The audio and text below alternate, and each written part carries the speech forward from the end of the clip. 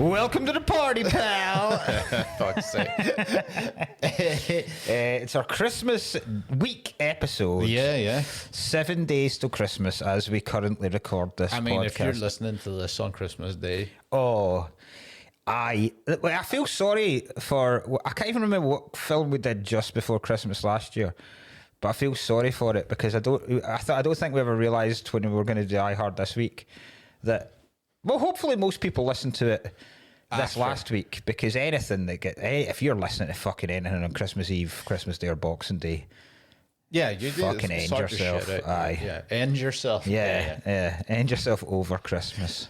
You've well and truly smashed the jumper. Well, I know, right? So for Die Hard, this is perfect. Initially, right, I was gonna get a jumper. So I always buy like two things every year, two Christmas jumpers every year. And this year, I've bought a thing that I'll wear for next week. So it isn't a Christmas jumper, but it is related to a Christmas film. And, oh yeah, we're drinking Stella as well, because it's our Christmas. Christmas time. I was going to get a Beatles one, right? That was all the Beatles crossing Abbey Road with Nice. Santa hats on. It was really cool. Yeah.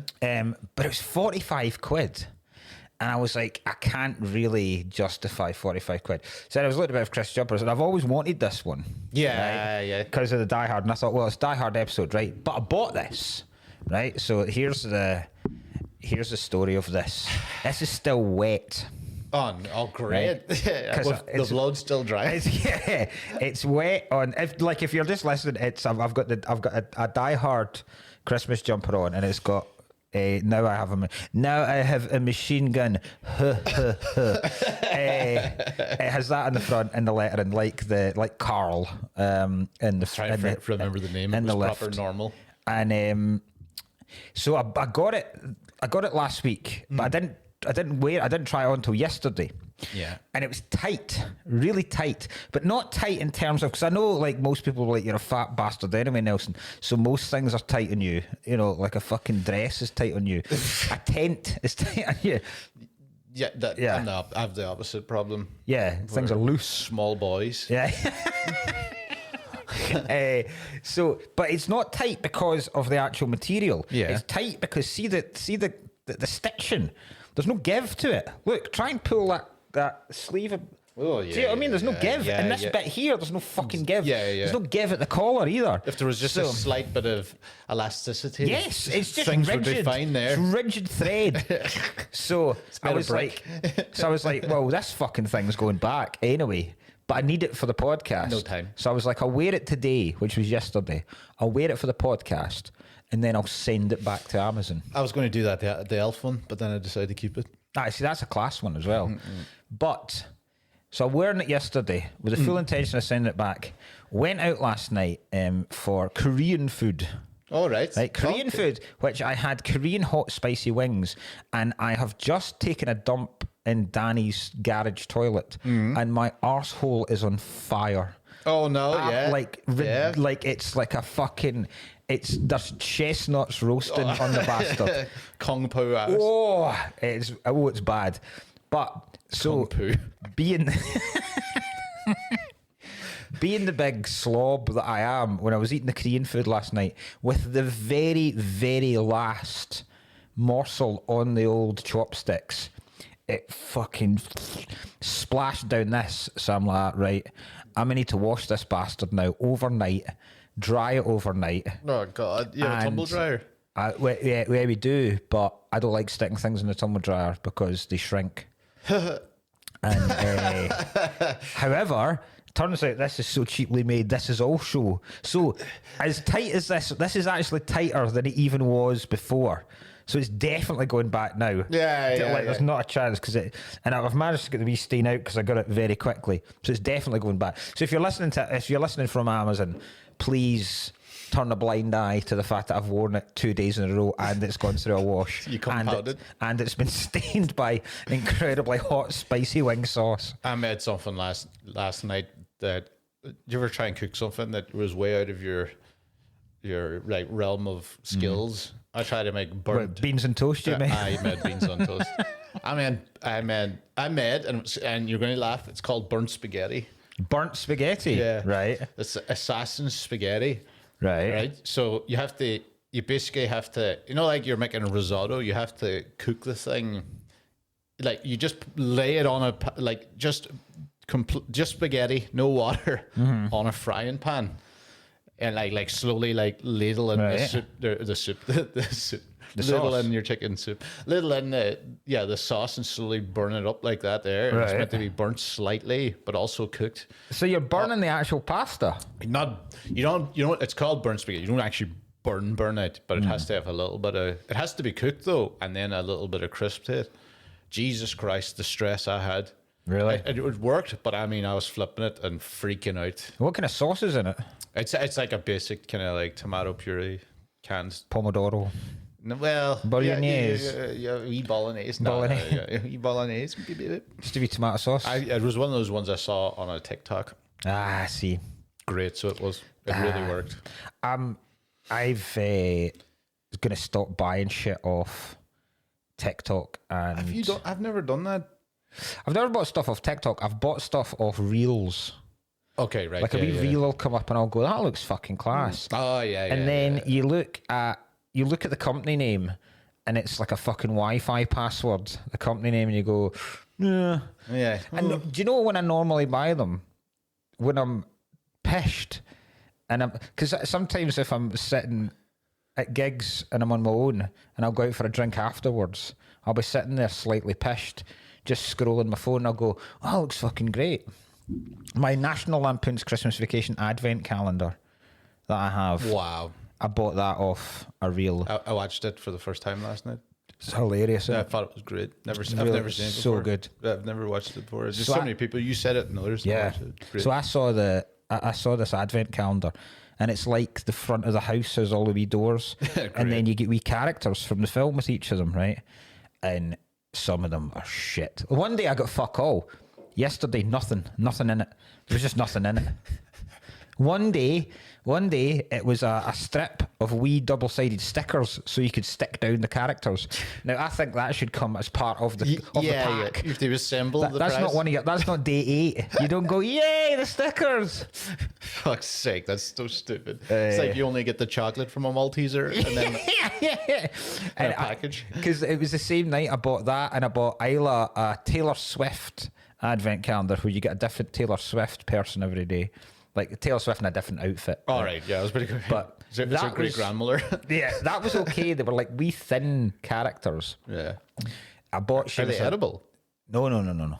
I bought Seamus a WWE one. Oh yes. And that was dog shit. It was these tiny wee plastic people that were thin, like thinner than a penny, right? And none of them looked like anyone, right? We got 3 Hulk Hogans, 3 of the same guy. And then one day, because when we got it, I like it kind of burst open anyway. So I was like, I'm going to have to look and see what these things are like. And I was like, oh, for fuck's sake, these are dog shit. So I said to Seamus, I was like, when he came back, I was like, just open this fucking thing and I'll get you like a Hot Wheels one or something. Yeah, better one. Right. So we're opening them all, right? And there's like there's 3 Hulk Hogans, and Hulk Hogan's pink. Like he's pink, right? Okay. And then there's some people I didn't recognise. Some people I was like, I think that's that. And then one day, RoboCop. Just RoboCop. Fuck's sake. The WWE character, RoboCop. Fuck's sake.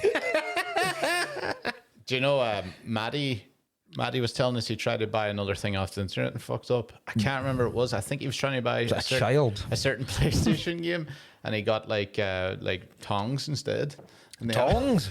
I think it was tongs. I can't remember. It was something along those lines. It was like that time. Remember, him and Kai tried to buy a PlayStation 5. Oh yeah. From a Chinese website, and they were like, "It's only like 50 quid," Fucking hell. and he's obviously got nothing.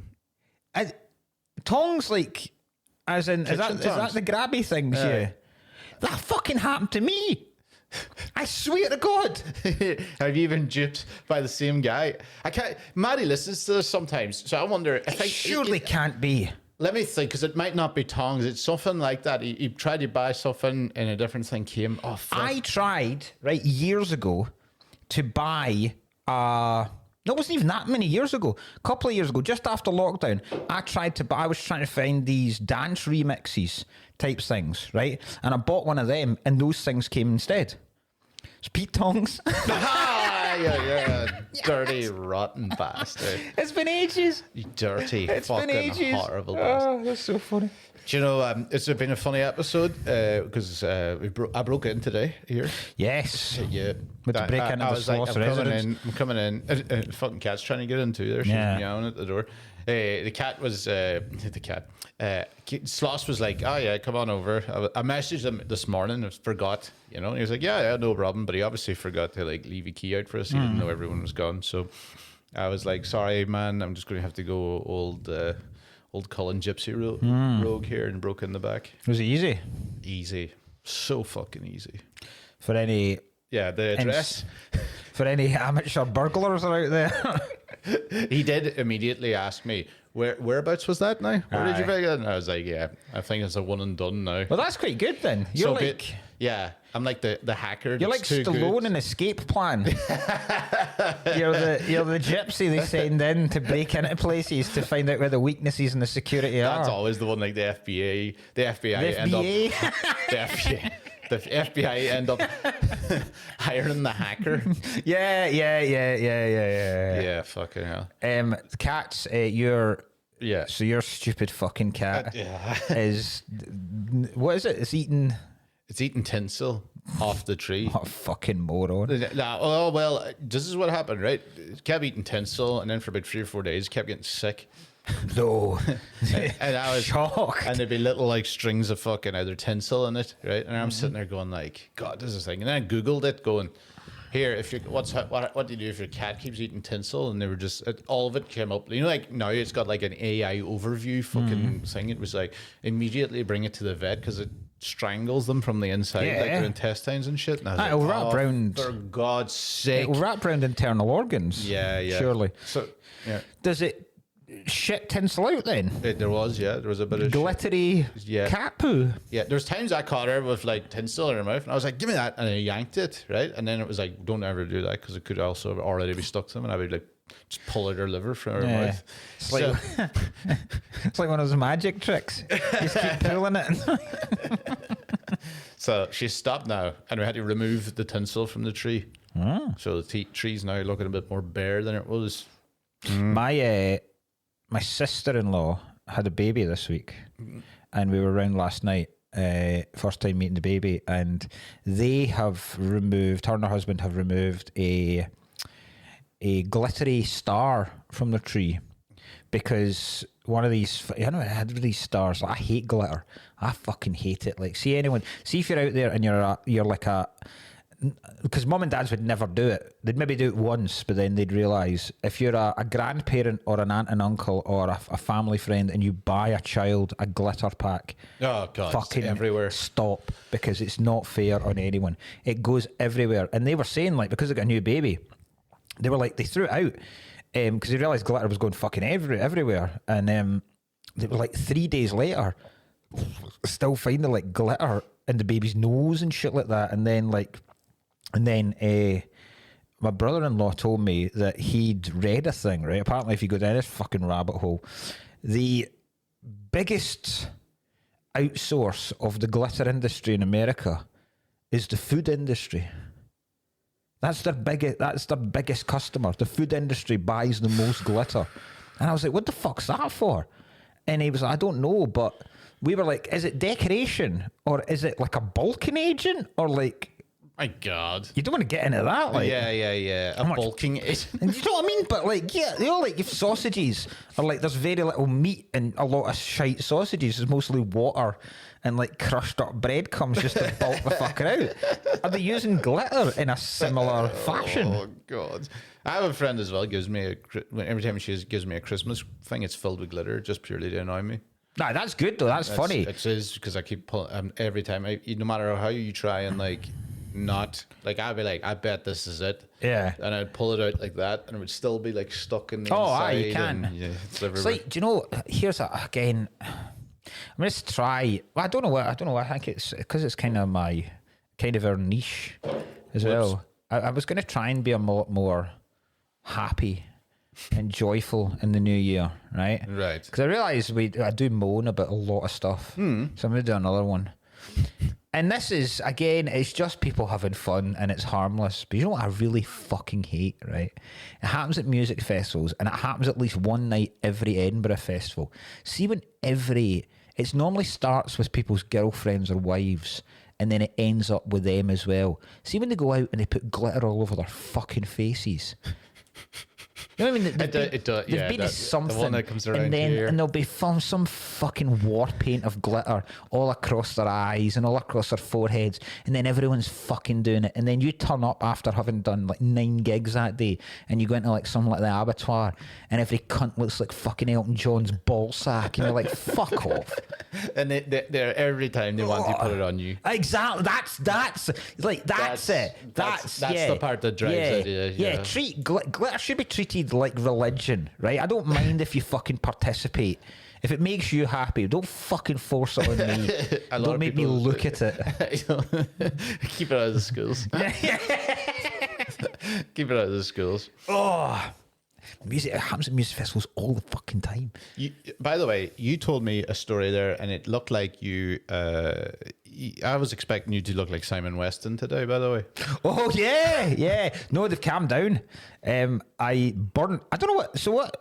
It's not eyelids. I kept saying eyelids. Just whatever the opposite of eyelids are. The under your eyes. In here. They're not the bags, because that's a specific type of under eye. But whatever the skin under your eye is. Yeah. I chemically burned them.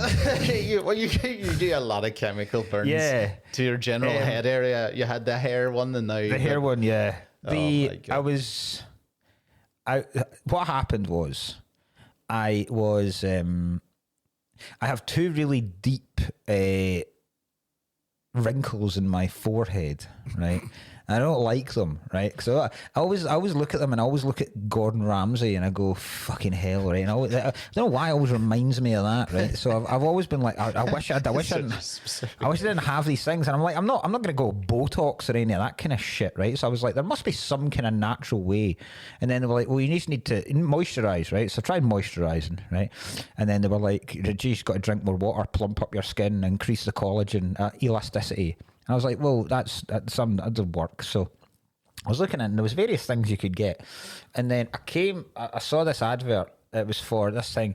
It was L'Oreal 2% pure retinol, right? So it's Retinol, right? Retinol, right? And I was reading all the reviews of it. And because it was being sold like boots, this wasn't a buying off Instagram or TikTok shit. Yeah. So I was like, and it was half price. That's what initially drew me to it. Yeah. It was reduced from like 35 to like 17. So I was like, whoa. And savings here. I made a note of it just somewhere in my brain. And then I was walking around Tesco and I saw it. And I was like, oh, that's that fucking stuff. And look, it's half price here as well. I think it was actually better than half price. I think it was down to like 14. So I was like, I'm just going to get that, and I'll use it in my forehead and see if it makes any kind of difference. So I slapped it in the forehead one night. And then with this stuff, I expected to work immediately. And then I'm like, what the fucking waste of money this has been. And then I was like, oh no, it probably takes a couple of days. The next night, I'm getting ready to go for a gig. And I was slapping on. And then I'm looking at my face, and I noticed I had like a couple of wrinkles. Maybe not noticeable, tiny wrinkles. And to be honest, the only reason I had the wrinkles was because I didn't have like my glasses, my contacts in, so I was kind of peering and screwing my eyes up anyway. But I was like, I'll get rid of the ones under my eyes as well. It's a great idea. So I slapped this stuff on under my eyes. I thought no more of it. And then the next day, I was sitting there at the gig the next day, really, really uncomfortably under my eyes, and I was like, I'd got decent sleep last night, so why the fuck are my eyes so itchy? And I was like, it's not actually my eyes or my eyeballs, it's just this bit underneath. And I'm scratching, I'm like, that's really, really stingy and really, really sore. Oh God. And I was like, I think I've done something under my eyes. And then the next day I got up and they were fucking blazing red with see if I thought there was wrinkles before. Fuck me. It was like someone had taken a samurai sword and making two massive red slits Zorro under my eyes. So it had enhanced whatever was there. So these things are fucking bulging. So I'm like going to Amy, what is that? And she was like, Jesus Christ, you look terrible. And I was like, I know. And then she was like, what's happened? And I was like, I don't know. This has come out of nowhere. yeah. And then eventually I explained. She just went, you fucking moron. She's like, that's like an actual chemical. Now, then I went back and read what I should have read before. And it said only use at most twice a week. Okay. Right. Whereas I was like every day. Yeah. Okay. And don't use anywhere near your eyes. You're on it. It's such a thin skin. You just fucking The like. skin's so sensitive. So, and then I was like, I think what went through my head was, and I explained this to you boys in the group, that retinol with an O is quite close to retinal with an A, which means of the eye. Yeah. So I thought, Yeah, when in Rome. what's the problem here? Yeah. It's one letter out. It can't make that much of a Your fault difference. is basically they shouldn't be calling it retinol and stay near the eyes. No, and that's not fair of me because that is its chemical name. Okay, but So you can't really change stuff like the periodic table and chemical compounds to suit I think you could. a fuckwit. Well, look, it's an easy mistake to make, right? But I will still laugh at you. Oh, it won't be the last one I'll make. Oh no, yeah. So twice in a year now you've chemically Yeah. burned somewhere Yeah. on your fucking head. I'm a huge fan of just using shit I find in a bathroom. In fairness, though, yeah. Love it. Yeah, that's what happened to me. Just took everything off me. Aye, slap it on. I never used like a fucking scrub once on my face. Yeah, a scrub, A scrub, but it was supposed to be used for like rough elbows and feet, and I just fucking slapped it on my face like Freddy Krueger after it. Just tore an entire layer of skin off my face. I had one called it was I found a cream that works on psoriasis. If I ever get like a tiny patch of psoriasis, and it's called, and this one came from Amazon. You know, the 99.9%. They're like, this shit has changed my life. And it was called Jock Itch. No, yes, Jock Itch. Novak. It's way better. Jock Itch, ringworm, and psoriasis cream. Oh yes. I was like, I only need the third part. In my head, I was like, take away jock itch and ringworm, because that makes it sound like there's something drastically That's wrong with amazing. you. Stuff was fucking. Do you know what I liked about it? You put it on and it immediately burned, Yeah, that's good stuff. and I went, "This is doing something." Yeah. and it did. Yeah. it worked, Yeah. and I'll swear by it. It's like when you put shit in a cut and it immediately stings worse than anything's ever stung. You go, aye. this must be doing something because... You know, I kept warning. Who the fuck was it I kept warning? Was it during the Fringe about people putting vodka in paper cups that burns through it? No. I learned this in the cinema when I was a kid. When I was a king. When I was a kid, like if you were drinking vodka and Coke, say, in a paper cup in the cinema, you put vodka into whatever while you're in the cinema, you'll only last like 25 minutes and the vodka burns through a paper cup. Only vodka, I don't know what the fuck it is. Jesus. Some chemical burns through it.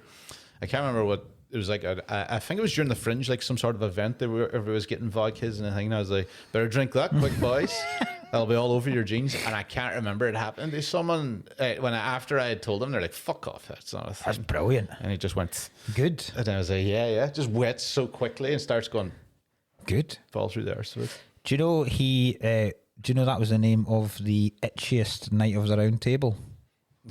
Psoriasis. fuck's sake. I should have seen where that was going, and I was like, I knew it was going to be. I knew it was going to be something, I but didn't even try and con you with that one. Yeah. That's good. Let's pull the cracker each. I've brought pull the crackers.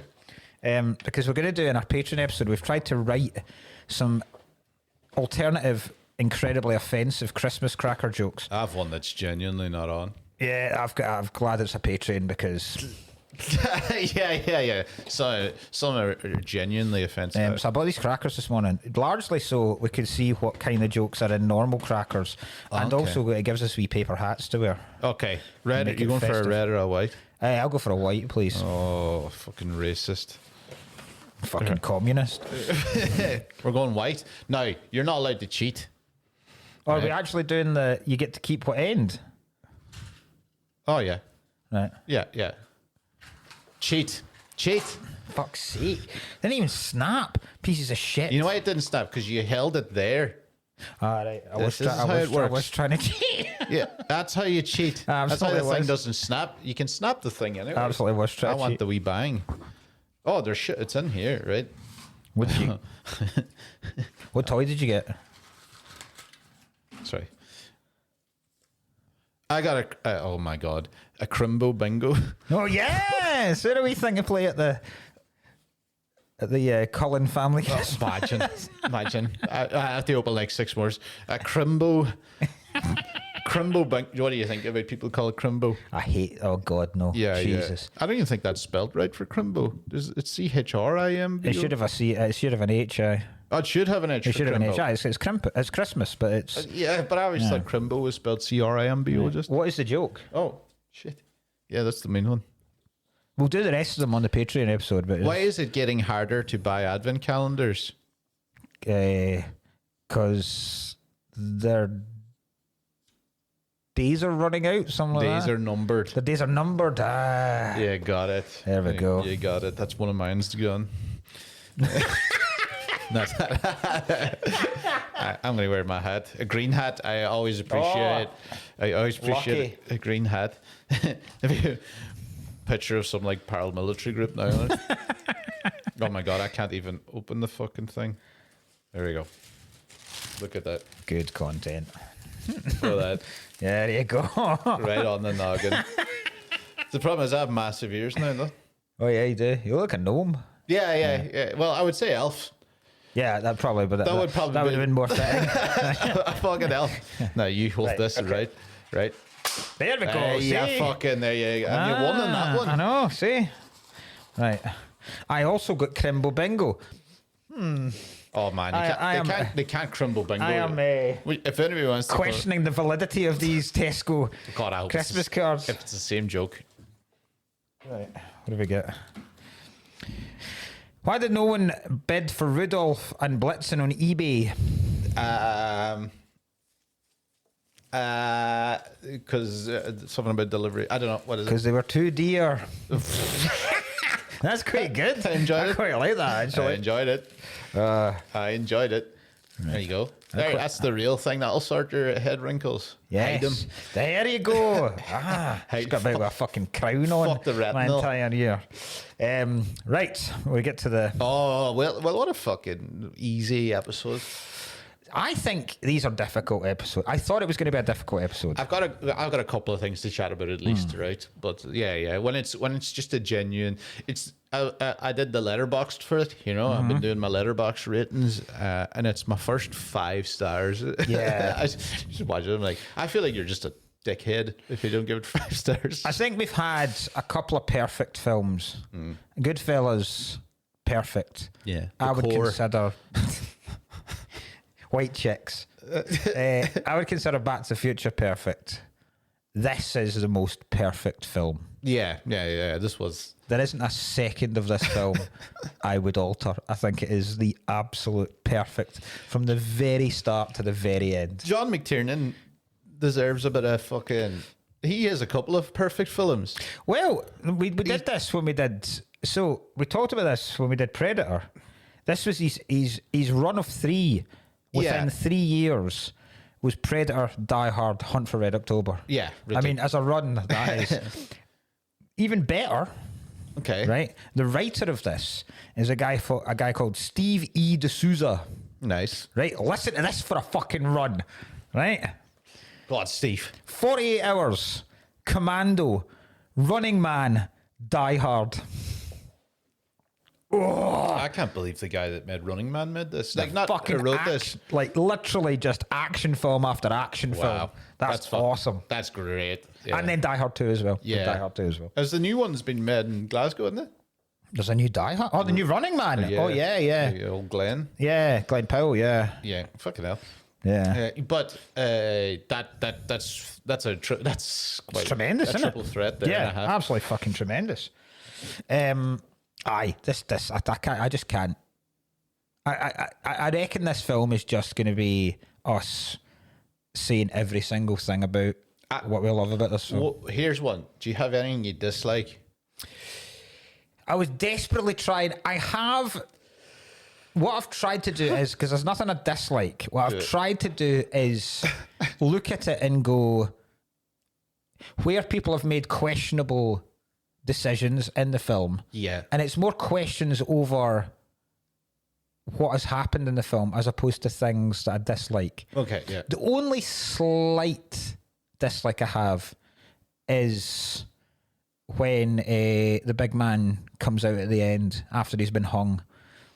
That's the only slight bit I go, was that really necessary? I know it's a big 80s because Lethal Weapon did it as well, where the baddie who you presume is dead suddenly rises up and it does give Al a chance to shoot someone who's not a child. Yes. That was my problem. I think Al should be white for a start. Right. If he's a white policeman.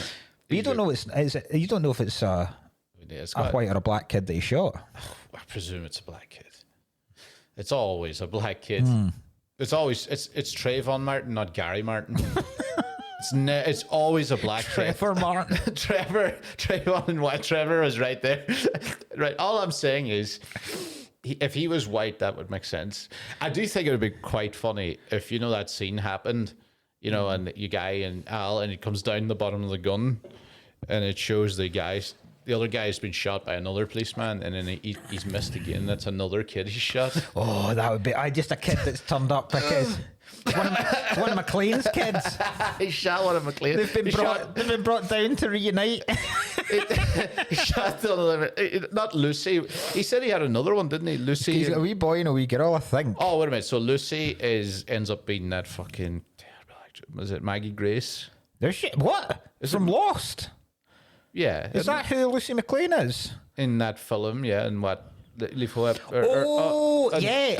I thought you meant the actress that played the wee girl in Die Hard. Oh, no. Grew up to be and Die Hard 4 or something. Oh, yeah, his daughter. Yeah, that is Maggie Grace. Yeah, and then what? Is 5? Is that Kai Chandler one? Is that the son? I've never seen 5. Yeah, I've never even bothered. Well, there's a part in 5 where they're in Chernobyl. And he's got something. He goes, they're like, you can't step in here. It's very radioactive, this room. The thing's going off. He goes, wait a minute, I'll just push a little button here and sort this out. And he pushes like a button on his thing. He goes, the radioactivity is dissipated. And I was just like, God, they really need that in Chernobyl in real life. They just said they could run around Chernobyl free because they have a little button. This is the son that does this? No, I can't remember who does that. I barely remember that film. It's like obviously dog shit. I've only seen 4 once. Yeah, I like 4, but I mean, it's not. It's a dreadful compared to Die Hard's. Yeah, it's a good. Do you know what? 4 is enjoyable if it just wasn't a Die Hard movie. Aye. Because I love Timothy Olyphant. Oh, who doesn't? I mean, what was his name in it? Gabriel Thomas, I believe, is Gabriel Thomas. I think is Thomas Gabriel. Thomas. That's Thomas better. Gabriel. Thomas Gabriel's a lot better than Gabriel Thomas. As a Gabriel Thomas or Thomas Gabriel. Here's me going for the thing, and it's never once. Die Hard 4, good bad guy.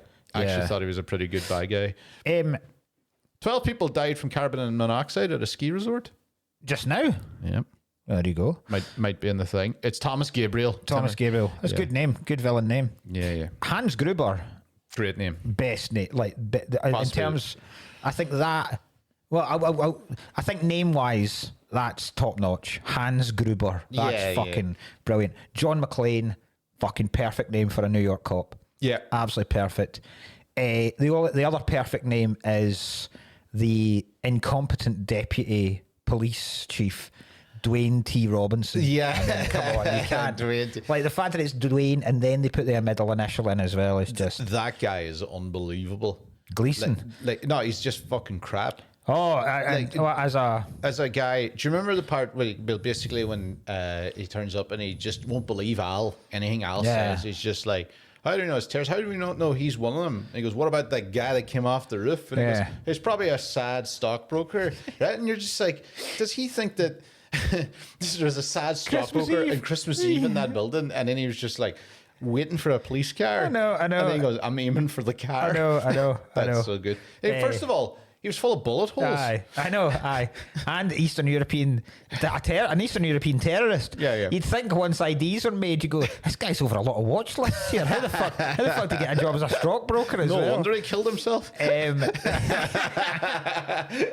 He does have a really good line at the end when Hans Gruber falls off the building and he just goes, God, I hope that wasn't one of the hostages. That's funny.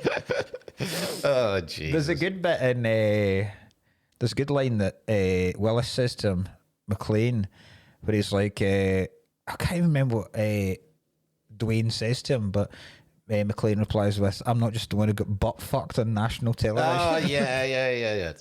Do you know what I couldn't believe, right? Talking about side characters and all this.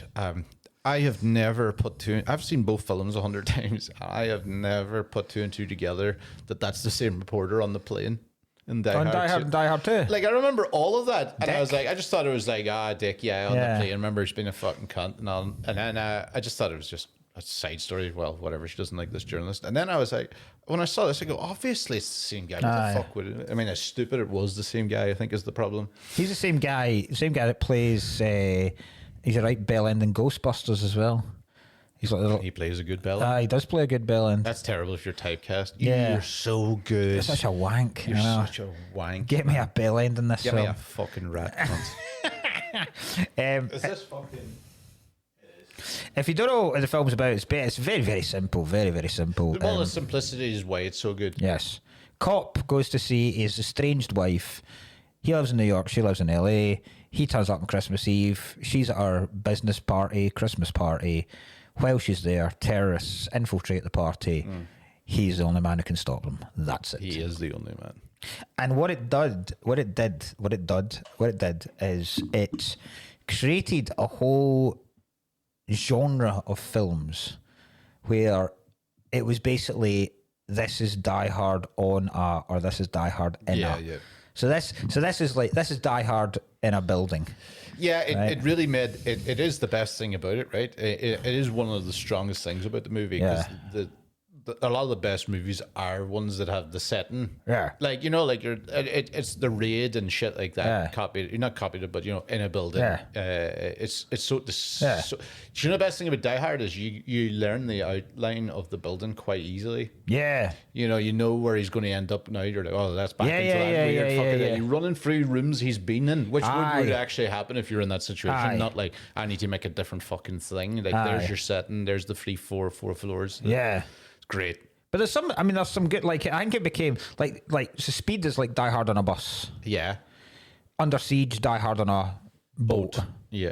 Speed 2, Train. Die Hard also on a boat. Yeah. Yeah. Under Siege 2, Die Hard on a train. Yeah. Air Force 1, Die Hard Yeah. on the president's plane. Yeah. Marley and Me, the dog dies hard. Dog side. Yes! It's stupid. Philadelphia dies after taking it hard. Merry Christmas. This is the best. Even Die Hard 2, Die Hard in an airport. Yeah, it is. That's literally, that's all it is. Yeah, again, they were like, they know what they're doing. Yeah. Setting. It's fucking, it's just everything from even the start, like, just the opening scene of like the plane just, and it like, that kind of Michael Mann sheen that Hollywood has, that kind of glisten and heat, and then just and that font, it's like that RoboCop 80s action film font, and the two Die Hard just comes together, and you're like, yes. Then he's on a fucking plane with a gun. When that comes in, you're like, there'll be no love interests in this. No, just class airport. Yeah, Guy in a plane with a gun, guy smoking at the airport. Yeah. Nobody gives a shit about any security at an airport. I mean, considering every film they end up in each other's arms in the most triumphant way, he must be a really shit husband. Yeah. That they continuously, well, maybe her too, but they continuously, Holly and him, every film just starts off like, they're off again. They hate each other. Do you think she's banging someone in LA? Do you think Ellis? Oh, sorry. Well, we know who I'm thinking of. Aye. We all do, yeah. Ellis. Do you think she? I think she probably has. I think Ellis has tried, but I think she might have banged Takagi. Do you know what? I thought it myself. Yep, absolutely horsing it into her, watching the horse racing. I think there's a tension there in a couple of the scenes. Yeah. Where I don't think it's a full blown affair, but I think they've pumped. I think when they kill Takagi, she's just like, thank God. Yes. She's like, it won't come out. Jesus, I know. Yeah. Aye. I mean, I think Ellis is She's desperately like, you're trying getting into the vault. Please don't look at the tips in there.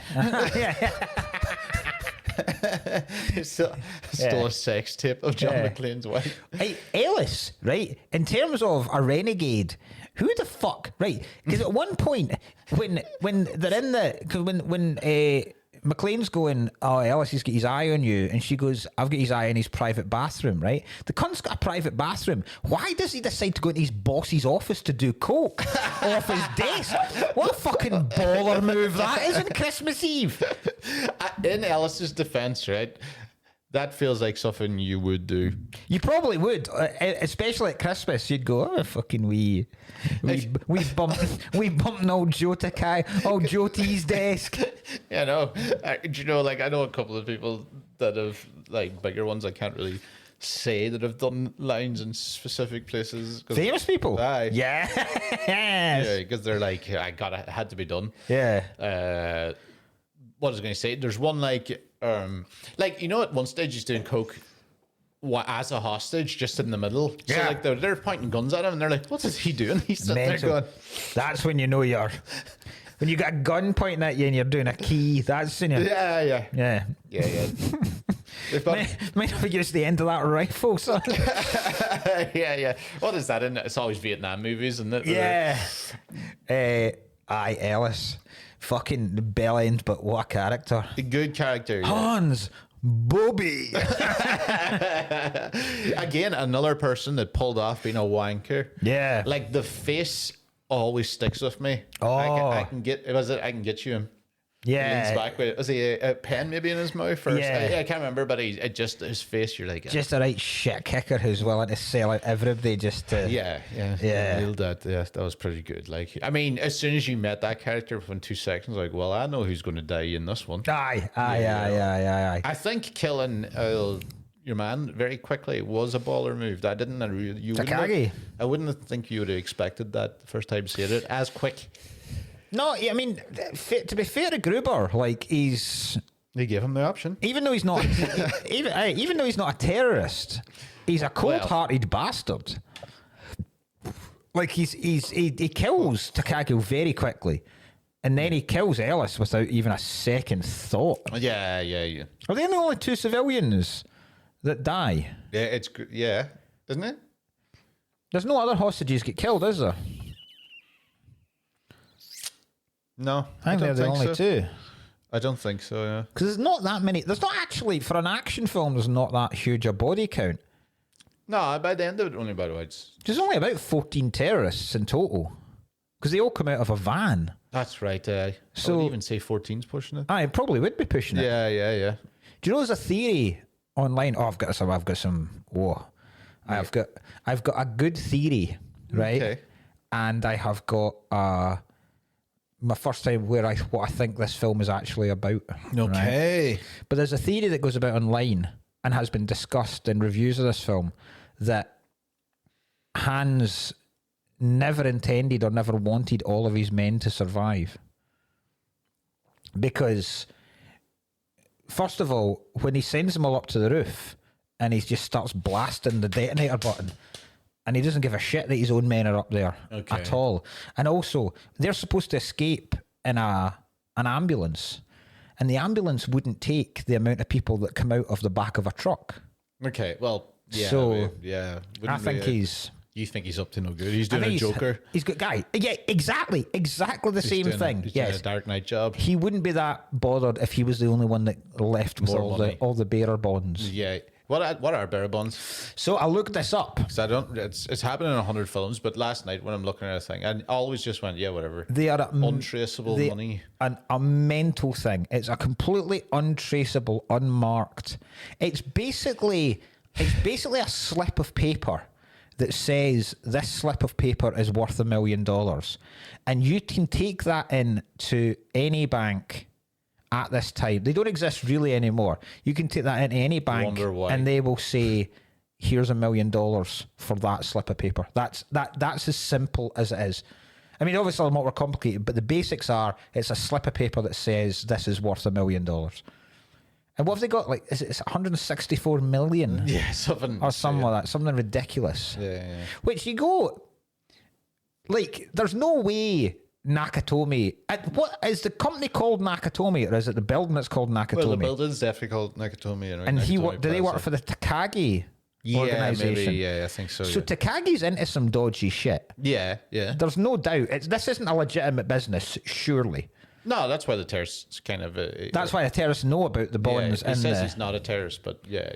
He actually says it. Hans Gruber says it. He says, some of there's at the very start when he walks in, and something about your questionable ethics as a business. He actually mentions it. Yeah, so you're basically Holly is working for a dodgy company. Do you reckon they're a front for like the Yakuza? Tamagotchi. There's a front for Tamagotchi. Because see when they go down to the vault, Yeah. there's not just the bonds down there. There's like fucking samurai shit down there, like actual samurai artifacts. Probably. Who knows? I doubt it. It doesn't really. It leaves it ambiguous, anyway. Like so. But they definitely fund something. They're a dodgy. Yeah, he says they're ethics as well. So at the very least, they're taking millions off starving people or Yeah, it's Takagi's the kind of guy who, if he was wandering around the street in New York in the current climate, would be watching for footsteps behind him. Yeah. We Italian lad, gorgeous Yes. Italian. Yeah. He's a me, a Luigi.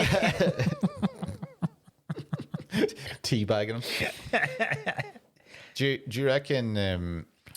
Do you know what? There's the vest changes, isn't it? Quickly. Yeah, it's like it's one of the well-known like continuity errors because he's in the viaducts. Is that the air just the ducts? The vents. That's the word I was looking for. Yeah. And it's dirty, but it's still quite white. And then it comes out and it looks like he's wiped his arse with it. Yeah, it's brown. Yeah, like it's a browny green, like Yeah. straight off. Yeah. Like, right. There's too much dirt. I think he's been sweating muck. Yeah. That's how manly John McClane He is. sweats muck. I think because I think this. There was two questions I was going to ask you. Is Hans Gruber the best ever action villain in a film? Not best villain, because I think Darth Vader and the Joker probably supersede it. Okay. Action film. Action film bad guy. Oh, he'd be up there definitely. Because the only other ones. Face Off. See, that is Caster. good though. The only other ones I could think of were like Goldfinger, but I don't know if I'm counting Bond films. Okay, no. Action film baddies, because I can't think of a Schwarzenegger film that's got as. The good baddies are quite needed as well. Yeah. For all of them. And you can't use the Predator because that's all the You can't use that. world. You can't use Marvel. You can't use Thanos. I don't think you can use the Terminator either. You can't use like the T-1000 because that's a cyborg. So a human bad guy A human bad guy. There's in an action film. I can't think of a. I want There's to see if there's one on Google here. there's other good ones, but I think he's probably the best. Yeah, well, he's definitely, I think, the most iconic. Yeah. Like, they have the greatest action villains of all time. Number one, Hans Gruber. This one has. There we go. Number two, this doesn't count because it's not a human. Agent Smith. Again, doesn't count because it's a different Anakin world. Skywalker, no. They have Castor Troy. Castor Troy, there you go. So there you go. I got my vote in there. Joker, T-1000, Terminator. Let me see who else. Cyrus the Virus Grissom. That's good. I'll give it that. I'll give it that. Hannibal. What? It's not an action. Oh, but it's the greatest movie villains though, so it's not an action film though. Pretty decent one. Anton Chigurh. That's No Country Old Man. Yeah. Again, but is it an action film? No. Okay. Higher Pain, Speed. No, I don't even remember. It's fucking clearly what do you call Dennis Hopper? Dennis Hopper, yeah. Barely remember him. Oh, I got a good one.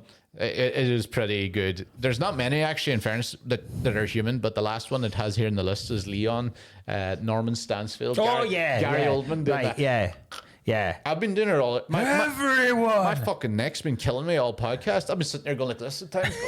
So I've just literally been doing it. Norman Stansfield most of the time. That is a good one. Definitely doing Hans Gruber as a straight up. Aye. Yeah. The other question is, do you think, I think this is the greatest action film ever made? Yes. I'll tell you what, yes. And I'll tell you, because anything I do think is better would not have been able to have been made in this time. It is more iconic. And See, this interesting. I put this in the group years ago, and everyone laughed at me.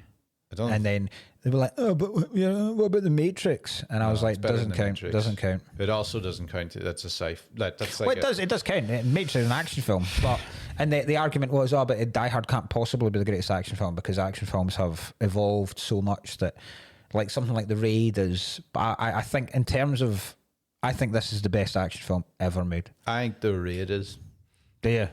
But The Raid would never exist without exactly. Die Hard. Not even close. Like it just a thing. So I think it's kind of. I can't really argue for it. There's so many films that wouldn't exist because of this. I think there is. Yeah, I mean, it definitely is the most iconic action film of all time. Because before this, action films, especially 80s action films, because 70s action films were not really, like you could call it Dirty Harry's a kind of an action film, but it was more suspense. Deliverance, not really an action film. Some of the, I'm just trying to think, there's not really any kind of, and then Indiana Jones is more adventure. Yeah, like so before there was a couple of when was Hard Boiled and stuff out like? Oh, that's like early 90s. Yeah, so it would have been after and stuff, but that's so not. This is 88. So when we did First Blood, that's the first kind of 80s action film. Yeah, okay, but that's still different. That's not not like an action man stuck in a specific place, just fucking like. And also, this is kind of one of the ones as well, which spawned like that. You think you could be John McClane? Exactly. You know, you think you could be John McClane. He's an every guy. Yeah. You know, he's actually quite messy. He fucks up a lot. He's not Schwarzenegger in Commando. He's not overpowering or... He's not fucking massive for a start. He killed the first guy by accidentally falling down the stairs and the guy's... Yeah, exactly. You know, like, great. He's also the kind of guy where you go, there's not... It wouldn't be that difficult to get the same physique... Exactly. As John McClane. Do you know what I mean? Whereas to get the physique of, at the time, Schwarzenegger or Stallone requires a huge amount of effort and is probably unattainable for 99% of people. Yeah. Most people could look like John McClane. Yeah. He's slightly balding. Yeah. He's not fat, but he's not massively ripped. Yeah. He's not ripped in the slightest, actually. Yeah. I don't think The Raid's necessarily a better film in it, but The Raid's just a different type of filmmaking thing. I like some of my favorite action films are again of a time now where they can do more mad shit. Like I always stick with it. I think Mission Impossible Fallout's one of the best action. See, there you go. But that's pure money and like doing a halo jump with a fucking whatever. That's different than this, right? I'll tell you one thing about fucking Die Hard. So many films at this time had such terrible falling off building scenes. This one looks great. It does. Yeah. You know, for the time you can get like there's so many films around this time. I can't even remember. Remember the RoboCops at the end. Yeah, when Ed 209 shoots Dick off the building, and then it's basically a computer generated. So bad, he's almost like a cartoon. When he's falling down like that. Yeah, stuff like that, unbelievable. Whereas this is perfect. This is a perfect like. I just want to come shooting. I remember the first time I saw this, I was very young, and it was in the same house as I watched RoboCop. You know where I told you I got shot? And I had to do the thing, right? So they had a tape of Die Hard as well. And I remember as a kid going like, that is the ultimate 18s movie. Yes. It's quite funny now. You know, obviously it is a thing and it is an 18s movie, but I was like, oh my God, of all films, I would never be allowed to watch Die Hard. Same. That was like that was the thing when I was a kid. I was like, Jesus, the day I get to see Die Hard, I am a man. I think it's... You know, it's quite... I think it's... Because I saw it when I was 10. And I remember it specifically because I was at a sleepover at my pals. It was me and my two pals. and his brother had it. And there was a genuine excitement, but also not just an excitement, a nervousness about watching it, because you were like, what the fuck am I about to see here? Definitely. Aye. That's exactly the same I felt when watching this. I was like, oh my God, I cannot be watching it. You're desperate to see it, but you also don't want to, because you go, is this going to change me? Like, what the fuck am I about? It's just so not that bad. Yeah. There's a pair of tits in the start. Yeah. That's the horny guy, by the way. Guy there was a couple of people shagging mid I'm assuming it's the same couple. The couple that bust in when they're chatting. Yes, I'm assuming because you don't see it. No. She did have blonde hair, I think. Yeah, so it must I'm assuming they're the couple that get interrupted when they're pumping in the day. I mean, this party's fucking. I mean, Takagi does not run a tight shit, does he? Yeah, I mean, for going to my main office, fucking. There's fucking. We had folk pumping everywhere. There's Ellis doing coke on the boss's desk. There's a lassie pregnant who's just going to go and get tanned into the champagne. What? Yeah. Yeah, that's funny. Like that did feel like when I was a kid, this is the ultimate 18s. I had watched Exorcist and shit like that, but I never was. This was the one I was like, I remember my parents found out. I remember when we were talking about the fact that we were going to watch it that night, and my pal kept saying, like, there's this line where he's speaking to a woman on the phone, and he just goes, "No shit, lady, you think I'm trying to order a fucking pizza?" And we were just, no. Yeah, it's so funny. But that still exists, because Seamus is obsessed with the idea of this film. See, he knows who Hans Gruber. Because one day, I've talked every year when I've talked about Christmas films, and then when he saw this, he was like, "Oh, class, Die Hard." And then one day, running up to Christmas, he was like, "Oh yeah, Hans Gruber." And I was like, "How do you know who Hans Gruber is?" So he's obviously been going away like I used to do and researching himself and going, "I had to buy these called Hans Gruber." And it is that excitement of, when I get to fucking see this film, this will be.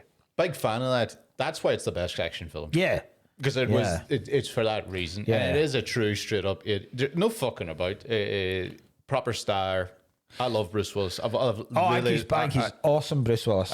He's one of my favorite all-time actors. Yeah. Because I think he can do everything. Yeah. I mean, he's an unbelievable sci-fi actor, which is a thing that he's never... Yeah. I know he's just done so many massive films. He's fucking excellent. Even when he's older, like even Looper. Looper's great. Fucking Looper's an excellent film. Top tier film, and he's so good. Sixth Sense is great. Sixth Sense is great. It's not our first Bruce Willis. I like Death Becomes Her as well. It's funny in that. I love 12 Monkeys. 12 Monkeys great, yeah. I love Fifth Element. I love so much shit. Like, see, when you're talking about with the fallen scene, the special effects in this haven't dated. No, they haven't at all, because they're just explosions. No, they're just yeah.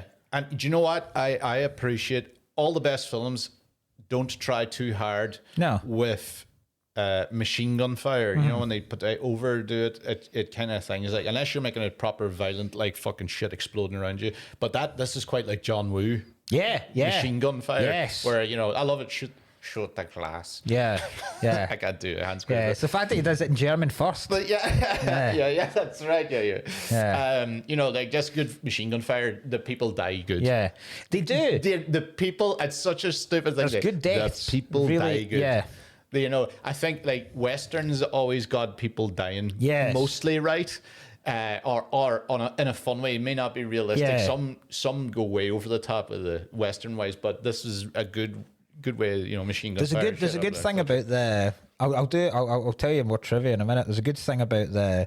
Do you know when he goes down the lift shaft and when he's trying to, so there's like gaps in each bit. Genuinely horrifying. I can't deal with that. But like when he looks over and there's a couple of times. That's what's good about Bruce Willis, because he looks like he's vulnerable. Yeah, and he makes a lot of mistakes. And there's a lot of times he's lucky as fuck. Like, there's a lot of times where you go, like, why the fuck? Fuck the shoes, right? First of all, why taking your shoes off's a huge mistake anyway. Yeah. But also, why is that not the main? Why are you not trying to get any? Like, he tries on one guy's shoes. I'd be trying on every pair of shoes. Of every guy I killed. Because that's the you need shoes. You're gonna need fucking shoes. Yeah. But the bit where he jumps down the lift shaft and he misses the first grab and then he grabs like the second one, that's an actual stunt. The stuntman missed. No, really? The first thing, and then managed to grab onto the second one. Amazing. And they just kept that cut. Because they went, that looks fucking great. So That's amazing. Fucking hell. that's cool, isn't it? Yeah. Christ. Yeah, I've got some. I'm saving one trivia bit till the end. That's 'cause cool. I enjoyed that. It's class. I can't do. I'm a little bit claustrophobic, right? But not really like anybody like in an elevator or anything like that. But I couldn't go through a vent shaft. Oh fuck no! And I would be better. I reckon I could do the vent shaft, right? But I would be fucking in hell, right? Aye. I can't do underground tunnel. You know, like I used to do a thing, you know, that orienteering thing. There was an underground tunnel you get the kids through, but it was like a literal mound of dirt no. and a dirt tunnel that goes through it. I was just like, I just simply would die in there, caving Oh fuck that no! out the fucking window, No. you know. Because if something does go wrong, I You're watch done. the videos. Like You're done. you're seeing like, there's a guy in the caving videos. They're always like, "Oh, he got stuck in the devil's turn," and I'm like, "There's it's called the fucking devil's turn." And this guy is like, he couldn't go backwards, just so he's just stuck head down. He's like, his liver slowly, all the blood went to the top of his head, and he's slowly fucking smothered in his own blood. And I'm like, "What the fuck is this?" right.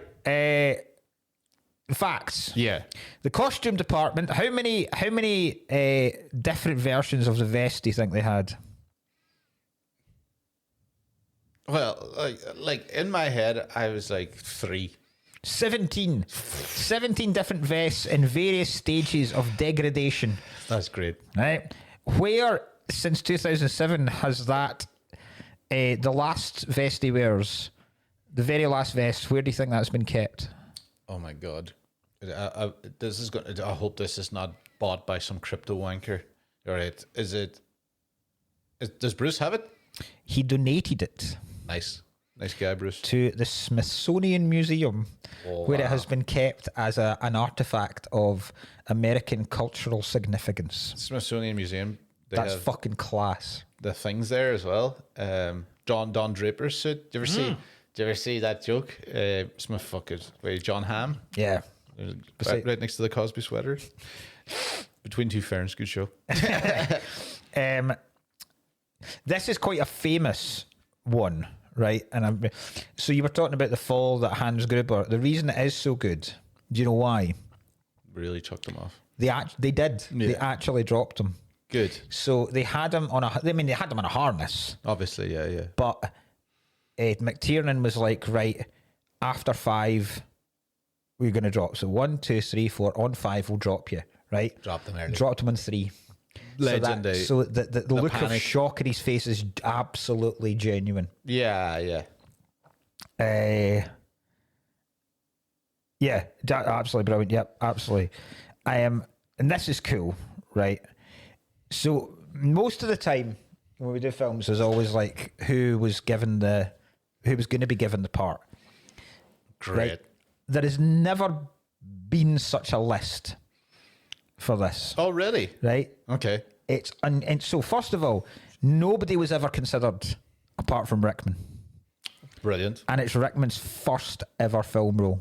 Is it fuck? This is Alan Rickman's first This ever is film. Alan Rickman's. I think he's 40 or 42. They'd seen him I in. fucking They'd no seen him. idea. McTiernan and the writer and Joel Silver had seen him in a. Coke party?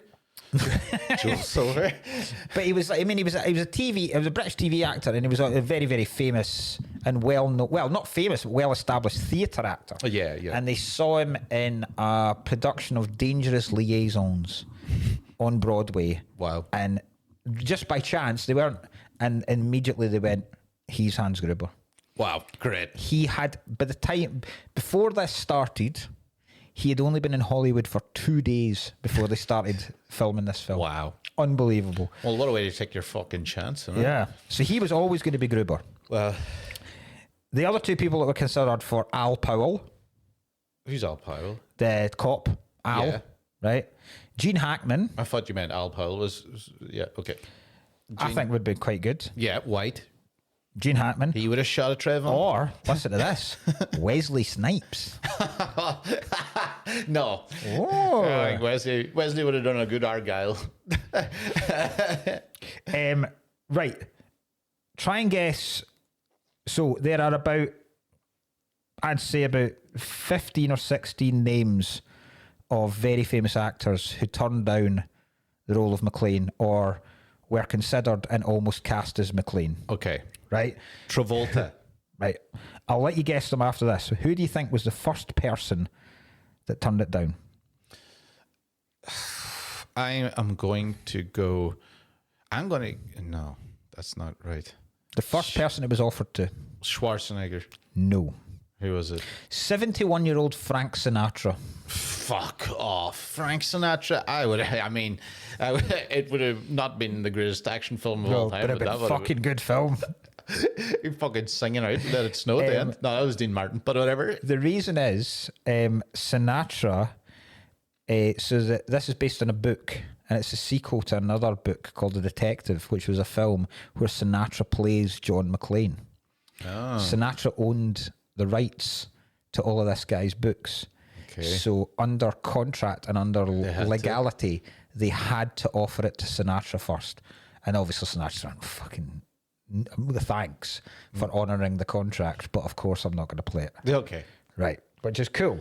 Great. Right. Travolta, yes, was offered it. Yeah, okay. Right. Speaking of, was Dennis Hopper offered it? No. Okay. I feel I'm going to score them off as you get them. Okay. Well, right. Van Damme. No, too young. Too young? Oh, Van Damme only came, yeah. Who the fuck would have else been offered this? I'm going to say one of the Michael Douglas. No, surprisingly. There's two obvious ones. Stallone was offered, yeah. Yeah, okay. I already said Schwarzenegger, was he? Schwarzenegger was offered it, yep. I'm trying to think of fucking 80s action. Was Chuck Norris? No, he wasn't, surprisingly. That would have been terrible. Give me some here. Right, I'll give you some clues. Right, another one is an 80s action star that we love as an actor and was an action star in a very similar film set at Christmas around about this time as well that we did a couple of weeks ago. Set around Christmas action film. Mm-hmm. Lethal Weapon was Gibson. Gibson was offered it. Yep. Was he? Wow, that actually might have worked somewhat. Another one is an actor who played arguably the two greatest swashbuckling action heroes of all time. Swashbuckling, Costner. No, not Waterworld. No, I mean when I mean swashbuckler, I don't mean of the water, but like Cavalier, two rogues. Two rogues. In action films, adventure films. Yeah. One of them's a sci-fi. It's not going to be like Harrison Ford. It's Harrison Ford, yeah. Right. So Harrison Ford, he did Air Force One. That was our other. Yes. That was a Die Hard on a Plane. I'm trying to think of that. Right, I'll just tell you the rest of them. Yeah. Richard Gere. Robert De Niro. God, no. De Niro made Midnight Run in the same time. That's why he turned it down. Have you ever seen Midnight Run? No. That'll be a good one. I have heard it's class. It's one of the big ones. Unbelievable. Charles Bronson. I think probably too old at that point. Yeah, I wouldn't have. I don't think it would. Don Johnson. Too. Too good looking. Too suave. Too suave is the word. Too suave. Yeah. James Caan.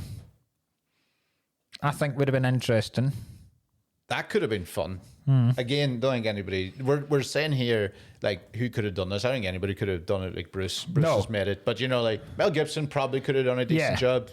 James Caan would have been fun. Yeah, Michael Madsen, which I think would be too unknown. Oh God, no. Too unknown. I mean, I know Reservoir Dogs is only 4 years away from this, but you'd look at him and go, "He's meant to be in one of Hans Gruber's lads." Yeah. Jeff Bridges. Yeah, no. Or Michael Keaton. No, but maybe. I don't think Keaton. But no. But then nobody would have said Keaton would be Batman. I think Gibson. I mean, I think Harrison Ford could have done it. Yeah, probably. I think Gibson. Oh, one more, of course. I totally forgot. Burt Reynolds. Oh, God. Again, I think far too old by that point. Yeah, he would never be without what? He would never be without shoes. He was he was mid-30s and Smoking the Bandit, and Smoking the Bandit was like 77. So this is 11 years later. Okay, far too old. I don't think he could be chucking stuff down. He would not be able to do that jump into the event at 55. No. He just died at the bottom of an elevator shaft. Some questions that one more cool thing I found out. Yeah, that's good Bruce stuff. Willis got married to Demi Moore during the filming of this. Oh, during the filming? During the filming of this. But what I didn't know was Demi Moore left Emilio Estevez. She was engaged to Emilio Estevez and left him for Bruce Willis. I didn't know that. No idea about Who did Demi Moore end up with then? Ashton Kutcher? Ashton Kutcher in the end. Weird. Oh, well, they broke up too about 10, 15 years ago. It's very weird because they broke up with Demi, but she still takes care of Bruce Willis. Yeah, she does. Yeah, I'm always like, weird. Very honourable. Honourable? I think it's fucking flat out weird.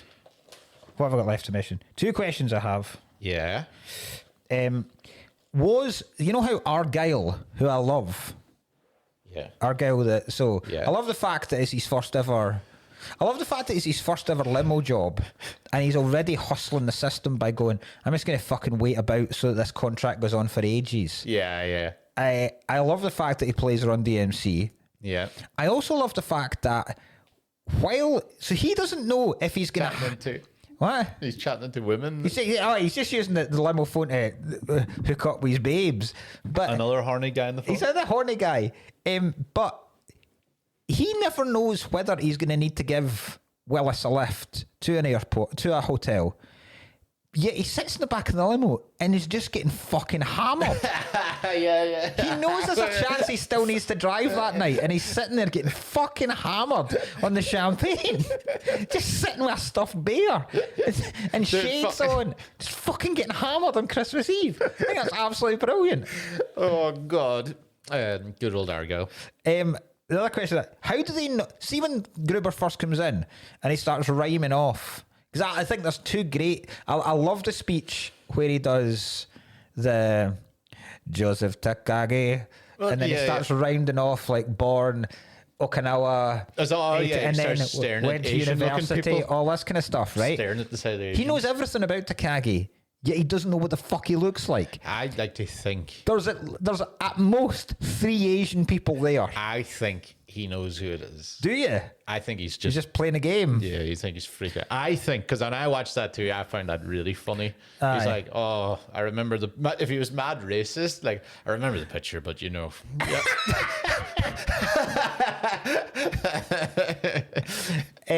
Joseph Takagi, and the guy's like, "No, it's him." Oh, the other bit, I love the bit where they're still pretending to be terrorists, and he starts rounding off all the people he wants released from for all that's that terrorist so funny. group. I read it. And the guy's like that. He's like that. Fucking Asian Dawn. He's like, I read about them in 90 minutes. I read about them in Time or something. He released some fucking Northern Irish Parliament. Does he not say the United Provo Front or something? I was like, here, hands, you can't be at that. You can't be letting the Provos out. Oh, that's so funny. My favorite Hans Gruber part is the Clay. Oh yeah, Bill Clay. It's very funny if you got the wrong name though. It always. Yeah, Martinez. We ever confused Sandra Martinez. We ever confused as to how he knew how McLean knew that he was Hans Gruber? What? Do you know how? So obviously, when he first meets him, and he goes, "Oh my God, you're one of them! No, don't hurt me, don't hurt me!" And then he pretends to be Bill Clay. Yeah. But Willis has already clocked the fact that he is not. He is Hans Gruber. Yeah, because he gives him the gun when no bullets. You gotta check. We think I'm a fucking idiot. Yeah. How? I always was confused as to how he knows. What is it? What tale is it that he realizes that that's Hans? Because there's a fucking random guy running around the roof. You can't half caught him. You have to make sure. You think? Yeah. You give him the gun and see if he does anything, and then you can fucking shoot the cunt. Yeah. Like, I mean, yeah.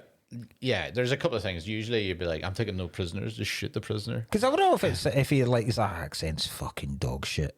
Because he looks. Does he not kind of see him looking down through the elevator roof?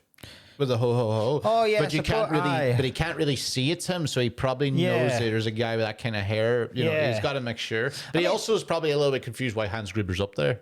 I mean, I suppose, he like you say, if he finds a guy running about on his own, he has his doubts that it might be a terrorist. And then what is the harm? Even if the guy is does just work there, what's the harm in giving him an empty gun? That'd be so funny though if he gives him the empty gun and then his actual terrorist runs up and the guy's like, I know, blow him away. And John's at the start like, oh my god, I've absolutely fucked this. Sorry, Bill. Phoning Mrs. Clay later on. I thought it's the guy's fucking accent. It looks the exact same. That'd be so funny. Bill Clay and Hans Gruber look the exact same. His doppelganger. Absolutely brilliant. My fucking doppelganger's taking over the building. The other two characters, before I posit my theories, the other two characters I absolutely love are the two Agent Johnson and Johnson. Good fun. Well, Funny, actually, funny, take the piss out. Because I like both those. I love Robert Davi in anything. I think he's fucking excellent. Is that who that is? Yeah, I know his face. But the introducing, this is Agent Johnson. I'm Agent Johnson. No relation, like that. And then they further double down on that joke when he's on the phone. He goes, Agent Johnson, no, the other one. And I love when they come away from turning the. Because the fact that the LAPD are so fucking useless, and then the FBI turn out to be just as fucking useless, when they're running away laughing, going, I bet they're in there pissing their pants because they've turned the electricity off, and then it cuts to the ode to no, because that's exactly what they wanted to do.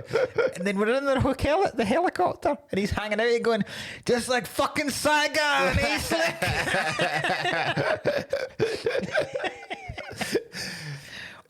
In the Patreon. Katie's asked on the Discord, recast the main characters in Die Hard, but you can only pick comedians, not comedy actors, though, because that's cheating. At the first comment is, well, obviously Elliot Steele is Harry Ellis, 100%. Oh, aye, absolutely. Everybody is got it. Yeah. Nathan has Nelson as the greedy Asian guy who can't help but grab chocolate even when he's about to kill someone. Yeah. He eats he's a Mars bar at one point, didn't he? Yeah. I know that guy too. He's always he is in a lot. Like he's just always the henchman. Yeah. He's got that mad hair. Yeah, aye, he is good. Somebody who goes Felicity Ward is Holly Gennaro. Same hair. Yeah, same hair. I wanted to go. What is he? Yeah, Kai and Sloss is Johnson and Johnson. I have no issues with racial swapping. Hans and Carol, Kai and thing. Oh, yeah. If I was anyone in that, how about there's too much going on here. How about me and you? Me and you, who would you think you'd be in the movie? Who do I think I'd be in the movie?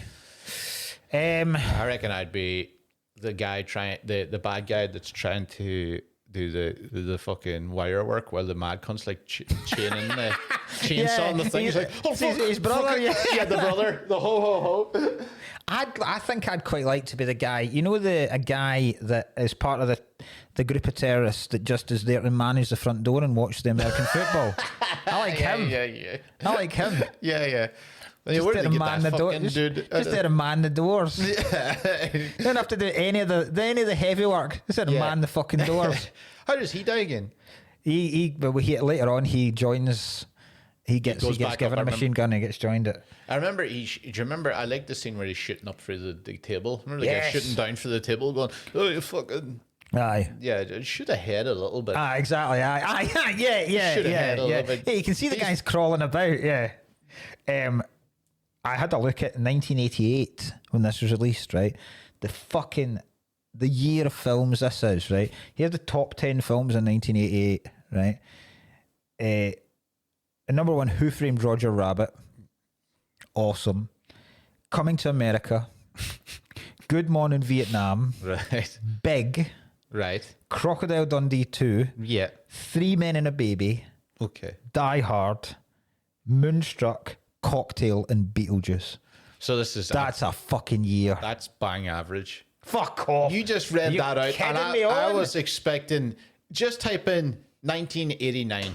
And I bet you it's better. That feels like not that strong. That's strong, no doubt about it. But I don't know if that's as strong as.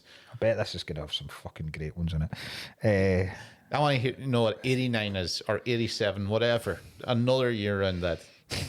You can't smack me with Good Morning Vietnam. Oh, fuck. Right, okay. 1989, Batman. All right. Indiana Jones: The Last Crusade. I'm already winning. Lethal Weapon 2. Rain Man. Honey, I Shrunk the Kids. Look Who's Talking. Ghostbusters 2. Dead Poets Society. Parenthood. Back to the Future 2. Well, they kind of. I think mine's better. That's a lot of sequels. In fairness, Aye, yeah, I think too many mine's. sequels.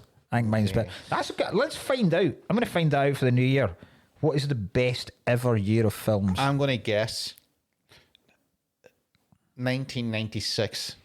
I'm going to go. I was going to go 94, right? So So let's- 94, 96. So, but I mean, it's not going to be best. It's the biggest movies. So, 1996, I'm going to go 96. biggest movies.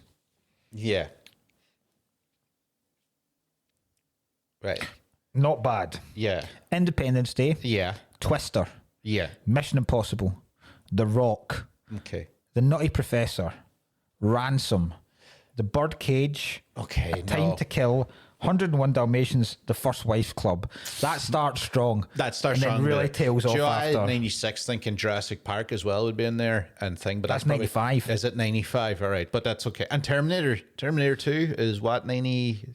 Oh, maybe. Wait a minute, I'm going to see. So, I went 94. Yeah, get me 94 here. This might be a good one. The Lion King, Okay, well, Forrest Gump, okay. True Lies, The Santa Claus, The Flintstones, Clear and Present Danger, Speed, The Mask, Mrs. Doubtfire, Interview with a Vampire. Okay, that got stronger again at the end. Yeah. So what, 92 I think was, 92, right. I think that was Terminator 2. But then did that do... No, but I'm going to go for that year. The year of Terminator 2. Right? What is it? Is it 91? Terminator 2. I thought Terminator's mid 90s, like, because it would have been at fucking 91. Right, let's Terminator go. 2 was 91. Yeah, What right, a so- fucking film for 1991. That's one of the best action films of all time. Right. But it doesn't. I know we're saying that. But Ooh. I think 91 might have it. I had in my head. I got the year wrong. No, loses it. Terminator 2, Okay. Robin Hood, Prince of Thieves, Home Alone, Yeah. Silence of the Lambs, These are massive. City Slickers, Dancing with Wolves, Sleeping with the Enemy, The Addams Family, Naked Gun 2.5, and then Teenage Mutant Ninja Turtles 2. Oh, it so drops. Most of them just drop away. Yeah, yeah. I don't think there is a fucking perfect year, but I'm going to find it. We're going to find it. 99 seems like it would be a belter. Yeah. But aye. Right. I'll finish off by telling you. That's one for the Discord. Yes. Tell Tell us. me what you think the best year of the best films is, and Yeah. I'll get some for the next It needs to week's. be biggest films because best films is going to be Best films subjective. is subjective. So Yeah, box huge office. films. Box office, yeah. Big box office smashers. Right. Theories. Okay. Right. And what I think this film's about. I think this film is about two different things. I think there's a slight thing about this that is a reflection and a replay of World War II. My only theory is this: that Hans Gruber is basically that Italian assassin, that Luigi thing, just more organized.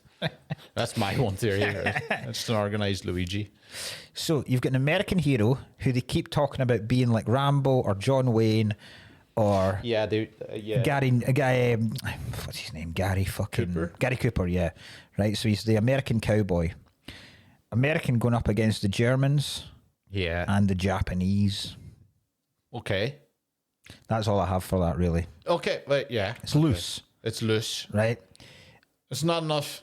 No, it's Not not. enough to convict. No.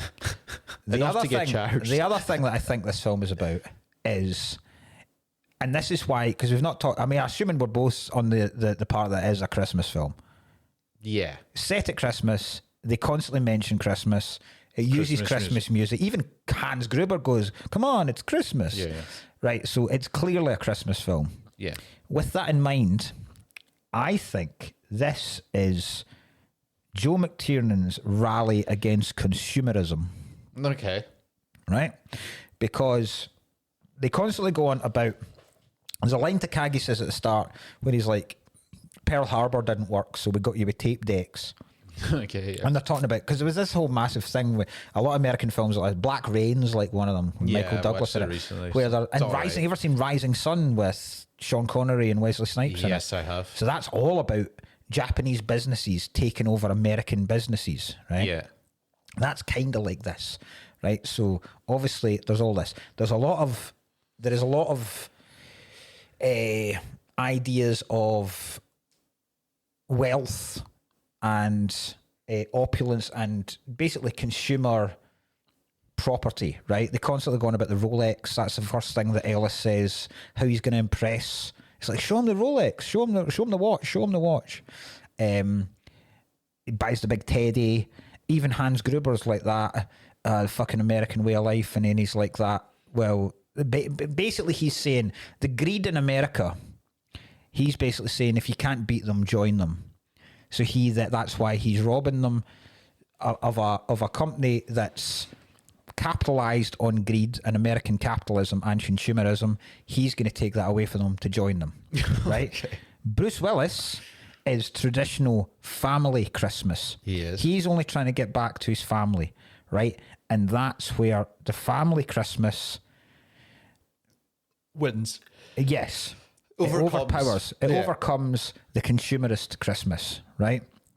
And the way they ram it home, apart from the fact that he's reunited with his family, is at the end, what is it that eventually kills off the greedy Hans Gruber? It's the watch. Gravity. He thinks the watch. he's grabbing onto Holly's Rolex, thinking he's safe because there's no way that a greedy consumerist American woman is ever going to give up this watch. Little does he know the watch doesn't mean anything to her because she's realised that what's important at Christmas is family. Unhooks the watch. He falls to his Adios. death. Okay, well, I'm in that one. There's enough behind that one to at least make it a solid theory and Yeah. discussion. I mean, your first one was nonsense. This next one's wild. There's Germans. This was World War II. that was- was your first yeah. one. Second one, yes, plenty in that. Right, plenty in that. My last one is Okay. wild. Yes. But I have, if you ignore the different years and the time difference, right? To tie in with other Christmas films, Okay. is there an argument to be made that John McClane is a grown-up Kevin McAllister? Fucking. Don't ruin it for me. Don't ruin it. Right? Kevin clearly very adept at dealing with criminals. Okay. Very adept at dealing with and using whatever he has in his disposal in a tight building while it is being terrorized. Right? I mean, In the same way that he uses the blowtorch and the heating up of the handle, he uses his main weapon at one point is strapping C4 Semtex to a fucking computer monitor and launching it down a lift shaft.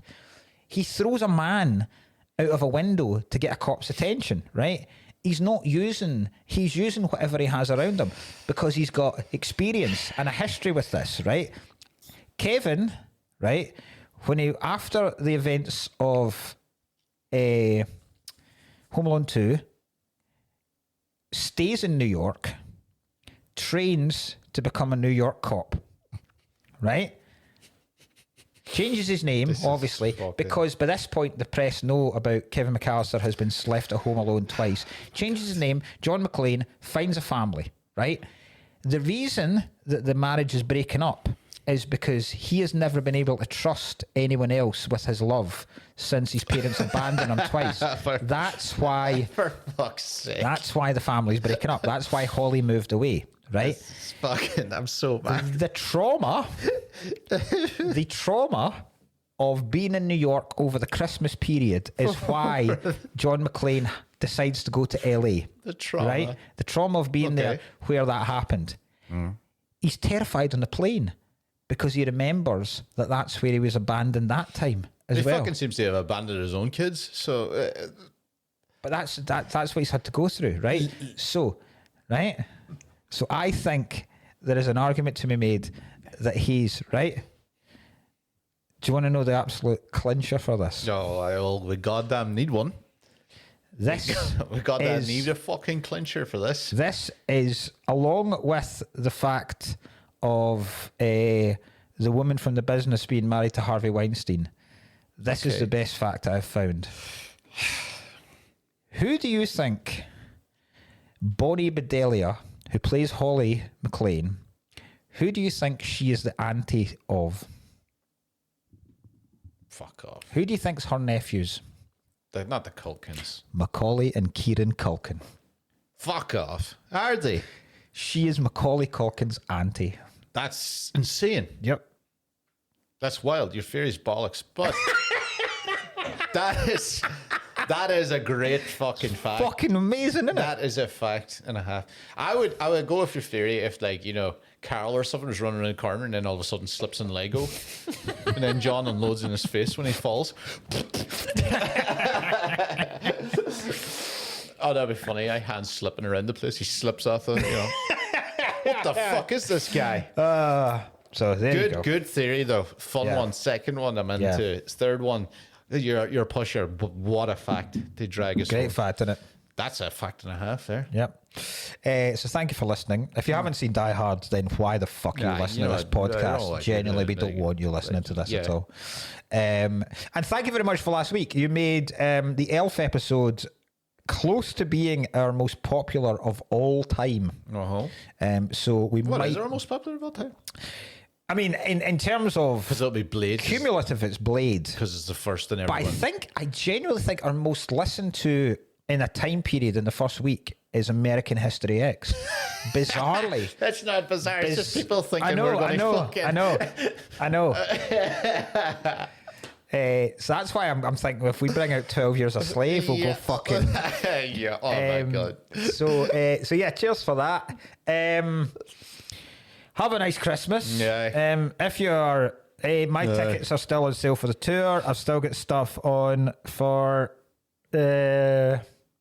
March as well, the Glasgow Comedy Festival. Yeah. And my special will be on the BBC this coming Sunday. Hey, fucking Christmas The special. 22nd of December at 10:15 on BBC Scotland.